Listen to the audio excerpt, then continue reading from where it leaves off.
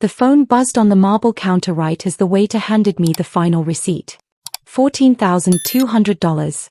I had just paid for my sister's engagement dinner, the deposit on her venue, and my dad's overdue medical bills, using every single penny of my savings. I took a deep breath, feeling a sense of relief, thinking I'd finally earned my family's respect. But then I looked at my screen. A text from my father, "Pay it all back and stay home." I blinked, staring at the message. Pay it back? I'd just paid them. But my dad hadn't sent that text to me by mistake. He meant to send it to my stepbrother. Attached was a photo of a legal document I was never supposed to see, proving that every bill I'd just covered was actually a fake loan set up to drain my account before they kicked me out. And that was their first mistake. My name is Clara Vance, I'm 27 years old, and for as long as I can remember, I've been a ghost in my own family. While my stepbrother, Julian, was showered with praise for simply breathing, I spent my 20s grinding through 60-hour workweeks as a freelance graphic designer. I moved back into my father's house 2 years ago with a single goal: build a financial safety net so I could finally buy a place of my own. Every single day felt like walking on eggshells. My father, Richard, made sure to remind me that staying under his roof was a privilege. He'd look past me at the dinner table, his eyes lighting up only when Julian walked in, even though Julian was 30, unemployed, and lived off investments Dad constantly funded. Meanwhile, my younger sister, Chloe, was the family sweet princess, shielded from every harsh reality. I paid rent, covered my own groceries, and kept my head down, accumulating every dollar in a high-yield savings account. Yet, no matter how much I contributed or how hard I worked, Richard treated me like an outsider who owed a debt that could never be repaid. He called it contributing to the family unit. I called it emotional ransom. Deep down, I was still that eager little girl foolishly waiting for her father to look at her and say, "I'm proud of you." And that need for approval was the exact vulnerability they were preparing to exploit. It started on a Tuesday evening when my father summoned an emergency family meeting in his study. The room smelled of old cigar smoke and quiet desperation. My stepmother, Eleanor, was dabbing at dry eyes with a silk tissue, while my father, Richard, sat behind his heavy oak desk, looking visibly defeated. "We have a crisis," Dad began, his voice heavy with manufactured gravity. "The family business has hit a severe cash flow bottleneck. If we don't cover our immediate overhead, we risk liquidation." Before I could even process what that meant, Eleanor chimed in, her voice dripping with artificial sorrow. "And it's not just the business, Clara. Chloe's dream wedding venue requires the final deposit by tonight, or they'll cancel her reservation. On top of that, your father's recent medical treatments left us with an urgent, past-due balance that must be cleared immediately." They both turned to look at me. Julian sat in the corner, nursing a glass of scotch, remaining completely silent. "Clara," Dad said, leaning forward and lowering his tone to sound vulnerable. "You've been saving your money while living here. We've always supported you, and now the family needs you to step up. Just $14,200 to cover the venue deposit and my pressing medical debt. We'll pay you back the moment our account's on freeze." The guilt hit me like a physical force. They were putting the weight of Chloe's happiness and my father's health squarely on my shoulders. Looking at my father's worn face, that desperate need to belong took over. I swallowed hard, nodded, and agreed to cover every cent. An hour later, we were sitting at an upscale downtown steakhouse, ostensibly celebrating Chloe's wedding plans and the family's saved reputation. The atmosphere was thick with forced cheer.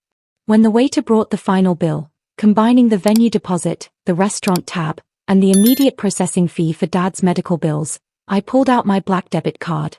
I watched as $14,200, nearly the entirety of my hard-earned savings, vanished from my bank account in a single swipe. My stomach lurched, but I forced a polite smile as the receipt was printed. I was broke, but I told myself I had saved my family. Just as the waiter handed back my card, my phone buzzed on the tablecloth. A text notification popped up from Dad. "Pay it all back and stay home." I frowned, staring at the screen. Pay it back? I had literally just paid them. I glanced up, but Dad was deep in conversation with Eleanor, not even looking at me. That's when my eyes caught the top of the screen. The text had been sent to our family group chat by mistake instead of a private thread, and a second notification immediately followed. It was an attached PDF. My fingers trembled as I opened the file under the table. It was a drafted agreement between my father and Julian's shell company. The medical debts and venue invoices I'd just paid weren't real.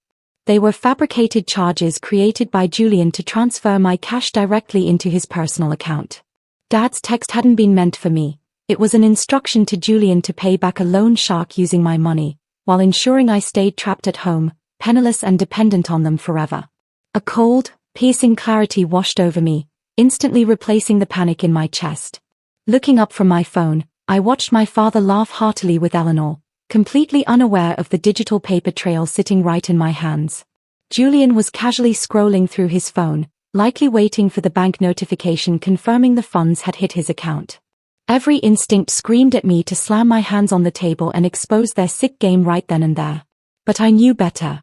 Throwing a scene would only make them defensive, giving them time to scramble, delete evidence, or transfer the funds before I could act. So, I took a slow, deliberate breath, slipped my phone face down into my lap, and forced a soft, relaxed smile. "Excuse me for a moment," I said quietly, dabbing my lips with a napkin. "I just need to use the restroom." Once inside a locked store, my hands stopped shaking. I immediately took screenshots of the missent text, the attached PDF contract, and the detailed invoice breakdown. Opening my banking app, I saw the $14,200 transaction was still listed as pending. There was still time. Instead of calling my father, I discreetly dialed a late-night legal helpline through my professional network. I briefly explained the situation to an associate lawyer, outlining the fake invoices, the missent document, and the unauthorized transfer of funds under false pretenses. The lawyer's advice was crystal clear. Gather every digital receipt, do not confront them until the bank opens, and file an immediate fraud hold first thing in the morning. I walked back to the dining table, sat down, and quietly finished my glass of water, playing the perfect, unsuspecting fool while laying the foundation for their downfall. 2 days later, Dad called me into his study, expecting to deliver his final, ruthless blow. Eleanor and Julian were already seated, wearing expressions of solemn, rehearsed sympathy. "Clara," Dad began, leaning back in his leather chair with practiced authority. "Now that the family's pressing obligations are settled, we need to talk about your living arrangements. We feel it's time for you to move out and establish your own independence." They thought they had trapped me, penniless, broken, and forced onto the streets with nowhere to go. Julian could barely hide his smirk. Instead of bursting into tears, I walked up to the oak desk and quietly laid down 3 printed sheets of paper. "What is this?" Dad asked, frowning as he picked them up. "That's the text you accidentally sent to the group chat," I said, my voice ice-cold and steady. Along with the fake medical invoices Julian drafted under his shell company, and the bank trace linking the $14,200 payment directly to his personal debt account. The color completely drained from my father's face. Eleanor gasped, her eyes darting frantically between the papers and her son. Julian slammed his hands on his chair, his face twisting in panic. "You think you tricked me," I continued, leaning over the desk so my father had to look me dead in the eye. "But before you could transfer those funds out, I provided this exact paper trail to my bank's fraud department and my attorney. The transaction was flagged as fraudulent under false pretenses. The funds are frozen, and a formal investigation for wire fraud and financial extortion has officially been opened against Julian." The quiet study erupted into pure chaos. Julian jumped to his feet, screaming at his mother, while my father stared at me in total, speech-bound horror, realizing he had played right into my hands. The immediate fallout was swift and devastating. With the bank's fraud department actively investigating, Julian's accounts were completely frozen, preventing him from transferring a single cent to his creditors. Desperate to avoid criminal charges and public humiliation, my father was forced to drain his own personal retirement savings to cover Julian's debts and settle the fraudulent invoices before the police got further involved. The truth couldn't be kept secret for long. When my younger sister, Chloe, discovered that her engagement dinner and wedding venue had been used as emotional leverage to scam me out of my life savings, she was utterly heartbroken. Realizing the depth of our father and stepbrother's deceit, Chloe cancelled her lavish ceremony, opted for a quiet courthouse wedding instead, and cut all ties with Julian and Eleanor entirely. The house that had once felt like an inescapable prison suddenly felt empty and powerless. Within 48 hours, the frozen $14,200 was safely returned to my high-yield savings account, completely intact. I spent my final afternoon in that house packing my belongings into neat, orderly boxes. My father stood silently in the doorway of my bedroom, looking significantly older, stripped of all his artificial authority and arrogance. He tried to offer a weak apology, rambling about how family matters were complicated, but I didn't even look up from my suitcase. I zipped it shut, picked up my bags, and walked past him out the front door without saying a single word, leaving their shattered illusions behind forever. 3 weeks later, I sat on the balcony of my new, light-filled apartment overlooking the coast, listening to the gentle crash of the waves. For the first time in my life, I felt a deep, unshakable sense of peace. Breaking away from my father's toxic expectations wasn't easy, but taking control of my own narrative saved me. I realized that family isn't defined by blood or duty, it's built on respect, honesty, and unconditional support.